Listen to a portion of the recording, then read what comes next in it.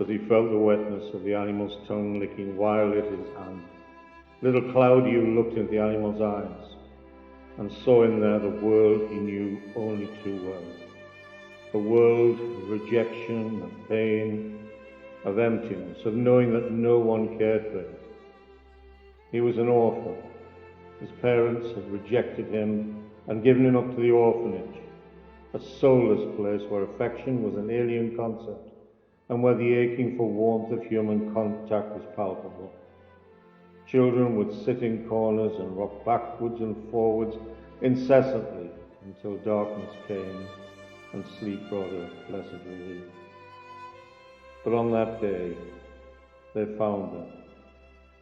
In a yard at the back of the orphanage was a group of dogs, animals abandoned into the forest, unwanted, discarded.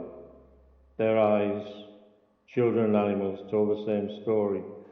Unwanted, never having experienced affection and closeness with another living creature. The day they found each other, a secret language flowed between them, a silent understanding and the birth of a warm, close friendship. The first time that either had such a warm closeness, such affection, such love.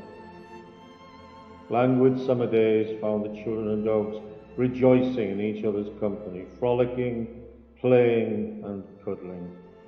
Animals and children learned for the first time the meaning of love. But the rulers of this land were blind, and their eyes couldn't see such things. Their darkness was waiting to consume the land. Instead of seeing the love and companionship which can be achieved between people and their animals, instead they hear the barking and tales of aggression, giving little heed to the widespread aggression against the animals who readily learned such a response from their human teachers.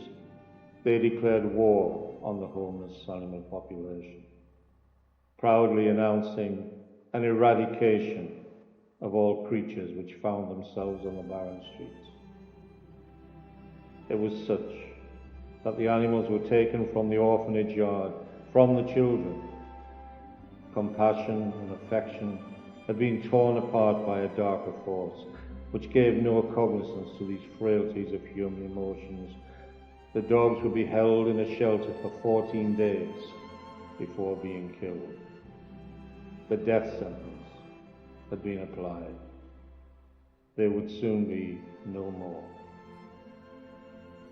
Each day the children traveled to the shelter to greet their friends. The animals responded eagerly. They had no idea why they were being separated from their human companions. The children also couldn't understand. Is affection wrong? Compassion wrong? Must I become callous and hard in order to be accepted within this society? Must I change? The days passed, and the final day grew ever closer. Soon the animals would be no more. As the first snows of winter swirled across the town, and above the hustle of Christmas shoppers as they scurried through the streets, above the sounds of Christmas music drifting from the church, came another sound, far, far away, barely audible. Some say it was the sounds of the wings of many angels. Some say it was the voices of compassion and love cascading in from every horizon. A world changed that winter's evening. People changed. Out from the shadows they came. Those with compassion came to take the animals away from an inevitable death. The children couldn't believe their eyes. They thought they'd lost their friends forever. Now they had learned to believe. They had learned to love and care. The children had followed their friends as they passed through the dark shadow of death, only to weep silent tears as they saw him saved by those who cared. New homes were found for the animals. The three children waved an emotional farewell to their friends as they left this place to travel to the lands of love, which are just over the horizon, only a heartbeat away beyond the setting of the sun. A new life from lost hope, far from the pain and darkness. And three friends together discovered something precious that evening, something which had always been hidden from them. They saw unconditional love for the first time, selfless compassion for the weak and outcast of society. This had once been them, all they had ever known. This lesson they would carry in their hearts all the days of their life. They now knew that no one is alone as long as they have in their hearts the mystical power of love for fellow creatures. And in that town, that winter's night, with the snow swirling across the orphanage yard, albeit almost imperceptibly, a country had begun to change. Many years later, the bells rang out across the land to announce the election of a new president, a president who would bring change to his country.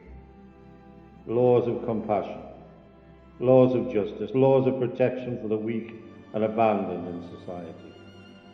The dank mist of corruption and self-interest were being dissipated under the warmth of this new order, and laughter rang out across the land. And as the president looked with satisfaction out of the window that winter's night, he recalled a time when, as one of three friends, he had learned the lesson which would change his world and forever change his country. And he smiled.